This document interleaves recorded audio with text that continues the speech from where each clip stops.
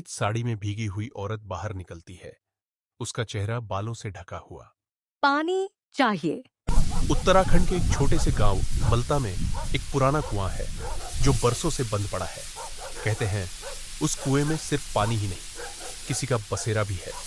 गांव के बुजुर्ग कहते हैं सूरज ढलने के बाद उस कुएं के पास मत जाना, वरना तुम्हारा साया भी तुम्हारा नहीं रहेगा।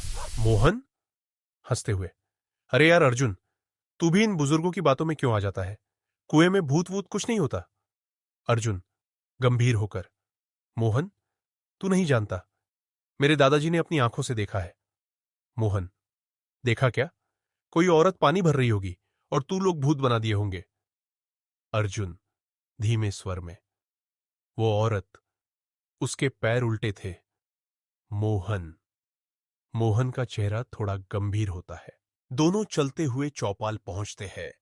वहां गांव के बुजुर्ग रघुनाथ काका बैठे हुक्का पी रहे हैं। अरे अर्जुन, फिर कुएं की बातें कर रहा है क्या? भूल जा बेटा, ये कहानियां खेल खेल में सुनाने की नहीं होती। काका, आप ही बताइए, इस कुएं में ऐसा क्या है? वो कुआं पहले गांव का सबसे पवित्र स्थान था। लोग मेला भरते थे वहां। लेकिन 25 साल पहले सावन की एक रात राधा नाम की लड़की कुएं में गिर पड़ी। लोग कहते हैं उसने खुद छलांग नहीं लगाई, किसी ने खींचा था। उस दिन के बाद कई लोग लापता हुए, और जो लौटे उनकी आंखें खाली थीं, जैसे उनकी रूह वहीं रह गई हो। अरे, मैं कल रात कुएं के पास जाकर आऊंगा। देखता हूं ये छायालता मुझे पकड़ती है या नहीं। पागल हो गया है क्या? तूने काका की बातें नहीं सुनी? देख ले, मैं साबित कर दूंगा कि ये सब अंधविश्वास है। मोहन वहां से चला जाता। अर्जुन चिंतित खड़ा रहता। मोहन मोबाइल की टॉर्च जलाए हुए कुएं के पास पहुंचता है। लो दोस्तों, ये है हमारा गांव का डरावना कुआं, और मैं यहां हूं रात के 12 बजे। अचानक पानी में लहरें बनने लगती हैं, जैसे कोई अंदर हिला हो। कौन है? धीमे धीमे कुएं से एक सफेद साड़ी में भीगी हुई औरत बाहर निकलती है। उसका चेहरा बालों से ढका हुआ। पानी चाहिए। मोहन डर कर पीछे हटता है।